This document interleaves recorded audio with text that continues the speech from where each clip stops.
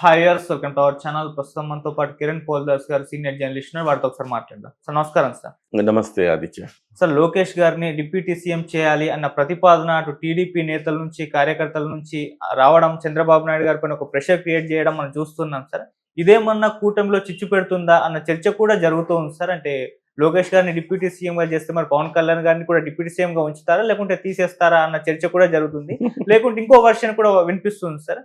చంద్రబాబు నాయుడు గారే లేకుంటే లోకేష్ గారు ఈ కింది స్థాయి నాయకులందరితో కూడా ఈ విధంగా ప్రతిపాదనను తీసుకొచ్చి ఒక చర్చలుగా పెడుతున్నారు. ఆయన వ్యూహంలో భాగం ఇది అన్న వార్తలు కూడా మనకు వినిపిస్తున్నాయి. అసలు ఏం జరుగుతుంది? మరి ఇదేమన్నా కూటమి చీలికకు మొదటి స్టెప్ అని భావిస్తున్న వాళ్ళు చాలా మంది ఉన్నారు. మీరేం చెప్తారు సార్? ఇది ఖచ్చితంగా మీరు అన్నట్టుగా ఇది వ్యూహాత్మకమైన ఎత్తుగడ మాత్రమే.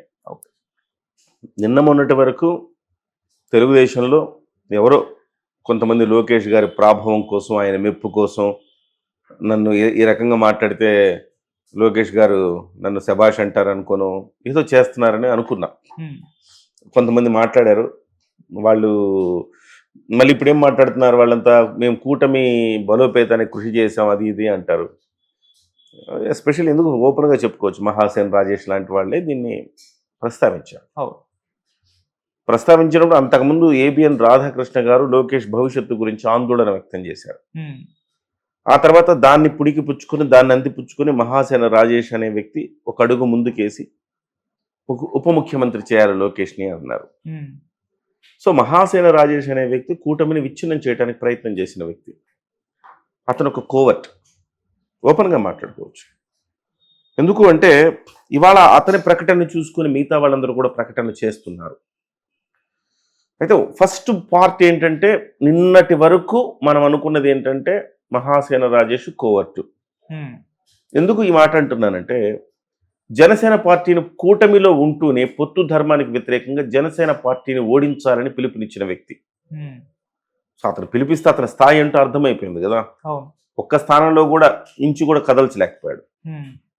సో కాబట్టి మహాసేన రాజేష్ గారికి అంత స్థాయి లేదని మనం భావించాలి. సో బట్ అతను ఏదో ప్రలోభాలకు లొంగి అప్పుడప్పుడు ఒక్కొక్క ప్రకటన చేస్తుంటాడు. ఇటు అంటే ఇటు అందితే కాళ్ళు, అందకపోతే జుట్టు, అందితే జుట్టు అందకపోతే కాళ్ళు పట్టుకునే రకం అతను. సో ప్రలోభాలకు లొంగి ఏదో వ్యాఖ్యానం చేస్తూ ఉంటాడు. సరే అతను చేశాడులే, అతను ఏదో చేశాడు అని అనుకునే లోపు నిన్న పొలిట్ బ్యూరో సభ్యుడు శ్రీనివాసులు రెడ్డి గారు చేసిన వ్యాఖ్యలు, అది కూడా సాక్షాత్తు చంద్రబాబు సమక్షంలో చేసిన వ్యాఖ్యలు, చాలా కీలకమైన వ్యాఖ్యలు చేశాడు. దాని మీద చంద్రబాబు నాయుడు గారు ఇలా లోకేష్ గారిని ఉప ముఖ్యమంత్రి చేయాలని చేసిన వ్యాఖ్యల నేపథ్యంలో చంద్రబాబు నాయుడు గారు స్పందిస్తారేమో, ఇలాంటివి మాట్లాడకూడదు, ఇది సరైన సమయం కాదు, ఆల్రెడీ కూటమి ప్రభుత్వం చక్కగా ముందుకు వెళుతోంది, ఇలా వెళ్లే క్రమంలో మీరు ఇలాంటి వ్యాఖ్యలు చేయటం మంచిది కాదు అని హితవు చెప్పాల్సిన చంద్రబాబు గారు మౌనం వహించారు. మౌనం వహించారు అంటే అర్థం ఏంటి? మౌనం అర్ధాంగీకారం. సో ఇవాళ అల్పుడైన మహాసేన్ రాజేషో లేకపోతే తెలుగుదేశం పార్టీకి అనుక్షణం అహర్నిశలు ఒత్తాసు పలికే ఏబిఎన్ రాధాకృష్ణ గారు వాళ్ళు చేసిన వ్యాఖ్యలకు మనం దీన్ని భావించదు. ఇది వ్యూహాత్మకమైన ఎత్తుగడ. చంద్రబాబు గారి లెవెల్లో, లోకేష్ గారి లెవెల్లో మొదలైన ఆలోచనకు వీళ్ళు రూపం మాత్రమే ఇస్తున్నారు. వీళ్ళంతా ఇన్స్ట్రుమెంట్స్ అని మనం భావించవచ్చు. సో అందులో భాగంగా మొదట రాధాకృష్ణ మాట్లాడాలి. రాధాకృష్ణ గారు మాట్లాడిన తర్వాత దాన్ని అందరూ తెలుగుదేశం పార్టీని సపోర్ట్ చేసే జర్నలిస్టులు అందరూ కూడా, ఛానల్ అన్ని కూడా సపోర్ట్ చేయాలి. మహాసేన్ రాజేష్ లాంటి వాళ్ళు ఒక అడుగు ముందుకేసి ఉప ముఖ్యమంత్రి అనాలి. దాన్ని శ్రీనివాసులు రెడ్డి గారు లాంటి వాళ్ళు బలపరచాలి. దాని తర్వాత సోమిరెడ్డి చంద్రమోహన్ రెడ్డి గారు తాజాగా ఒక ట్వీట్ పెట్టారు, లోకేష్ని ఉప ముఖ్యమంత్రి చేస్తే తప్పేంటి అని. అలాంటి వాళ్ళు బలపరచాలి. ఉపసభాపతి RRR లాంటి వాళ్ళు బలపరుస్తున్నారు. సో ఇప్పుడు మనందరికి అర్థమయ్యేది ఏంటంటే, ఇది చంద్రబాబు నాయుడు లోకేష్ గారు కలిసి వదిలిన ఫీలరు. వీళ్ళందరూ ఇన్స్ట్రుమెంట్లు మాత్రమే. నిజంగా చంద్రబాబు నాయుడు గారికి కానీ లోకేష్ గారికి కానీ అసలు జరుగుతున్న పరిణామాలు అర్థమవుతున్నాయో లేదో తెలియదు, కానీ ఈ రకంగా చేయటం ద్వారా భస్మాసుర హస్తం అంటారు కదా, తమ నెత్తిన తామే చేయి పెట్టుకోవటం అవుతుంది. ఇవాళ పవన్ కళ్యాణ్ గారు ఏమంటున్నారు, 10 ఏళ్ళు మీరే ముఖ్యమంత్రిగా ఉండండి. ఎవరిని? చంద్రబాబు గారిని అంటున్నారు. ముఖ్యమంత్రిగా ఉండమని లోకేష్ని అంటలేదు ఆయన, చంద్రబాబు గారు ముఖ్యమంత్రిగా ఉండమంటున్నారు. వీళ్ళందరి వాదన ఏంటంటే లోకేష్ గారికి ఏదో తక్కువ అయిపోయింది కాబట్టి ఉప ముఖ్యమంత్రి చేయండి అంటున్నారు. ఒకవైపు వాళ్లే అంటారు ఉప ముఖ్యమంత్రి అంటే కేవలం ఒక వెహికల్ ఎక్కువ ఉంటుంది తప్ప దానికి ఏం పెద్ద అధికారాలు విలువ ఏమీ లేదని వాళ్లే అంటారు. లేని దానికోసం మళ్ళీ వాళ్లే పాకులాడతారు.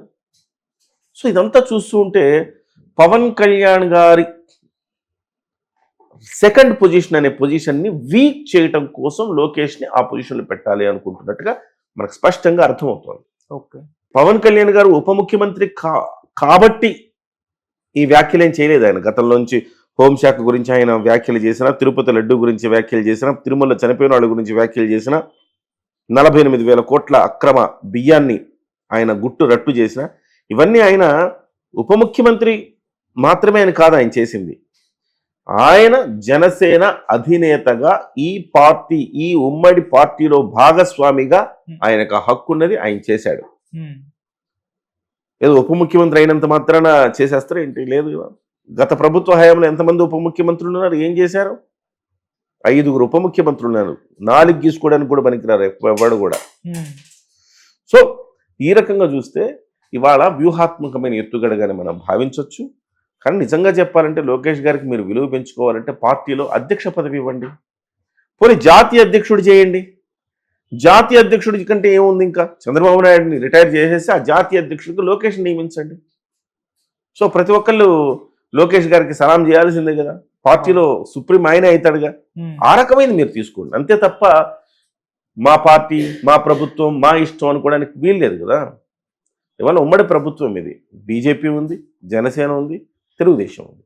చాలా టూ ఎర్లీగా మాట్లాడారు. నేను ఇది ఎక్స్పెక్ట్ చేసింది. ఇవాళ కాకపోతే 2.5 సంవత్సరాలు 3 సంవత్సరాల తర్వాత ఇలాంటి ఒక ప్రతిపాదనలు వస్తాయి. ఖచ్చితంగా పవన్ కళ్యాణ్ గారిని వీక్ చేసే ఒక ప్రయత్నం అయితే గట్టిగా తెలుగుదేశం పార్టీ చేస్తుందని తెలుసు, కానీ ఇంత త్వరగా వస్తుందని నాకు తెలియదు. ఎవరు ఎక్స్పెక్ట్ చేయాలి ఇంత త్వరగా వస్తుందని.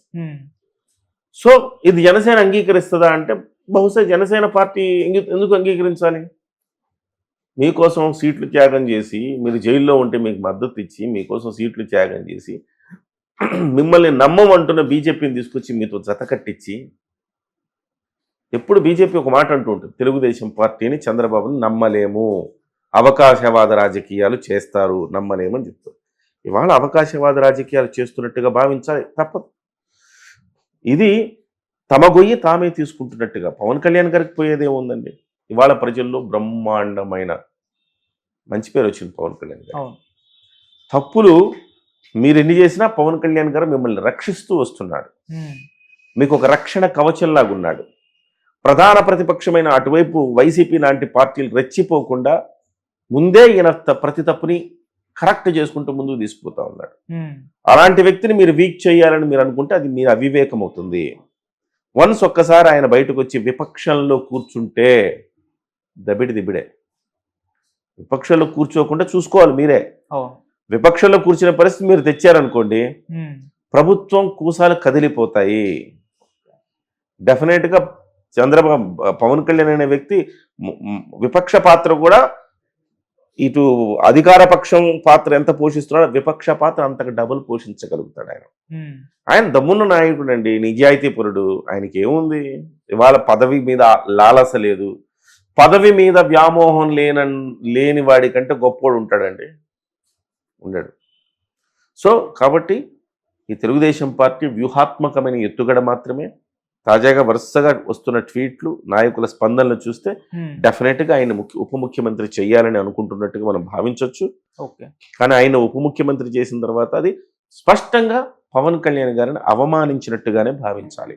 ఓకే సార్, అంతేనా? అంతే సార్. మరి ఇంకా కూటమిలో చిచ్చు వచ్చేస్తుందా సార్ అంటే నాకు తెలిసి చంద్రబాబు నాయుడు గారు ఒక ఫెయిల్యూర్ వదిలారు, చర్చకు పెట్టారు, పెట్టిన తర్వాత ఆయనే మళ్ళీ దాన్ని కవర్ చేస్తారు, రెక్టిఫై చేస్తారు. రేపో మాపో ఒక ప్రకటన విడుదలవుతుంది అనుకుంటున్నా. పార్టీలో ఎవరు మాట్లాడద్దు, ఇది ప్రస్తుతానికి ఇలాంటి అంశాలు చర్చకు తేవద్దు, కూటమిలో అందరం కలిసికట్టుగా ముందుకెళ్తున్నాం, ఎవరు ఉప ముఖ్యమంత్రి చేయాలన్న వ్యాఖ్యలు చెయ్యొద్దు అని స్పష్టమైన ప్రకటన రాబోయే 2-3 రోజుల్లో చంద్రబాబు గారి నుంచి వస్తుంది. ఓకే. చిన్న ఝలక్ ఇస్తున్నాడు చంద్రబాబు నాయుడు. ఉమ్. ఏ రకంగా ఇస్తున్నాడంటే, పవన్ కళ్యాణ్ గారు అగ్రెసివ్గా వెళ్తున్నాడు కదా, అవును. అగ్రెసివ్గా వెళ్తున్న పవన్ కళ్యాణ్కి ముకుతాడు వేసే ఒక ప్రయత్నంగా దీన్ని చర్చకు తెచ్చాడు, తెర మీదకి తెచ్చాడు. అవును. అంతే తప్ప ఇప్పుడు ఉప ముఖ్యమంత్రి చేయాలని కాదు. సో అది పవన్ కళ్యాణ్ గారు అర్థం చేసుకొని స్లో అవుతాడని ఆయన ఆ ఉద్దేశం కాబోలు. ఉమ్. పవన్ కళ్యాణ్ గారు ఎందుకు అవుతారు స్లో? తగ్గేదేలా అంటాడుగా, మనల్ని ఎవరు ఆపేది అంటాడుగా. ఉమ్.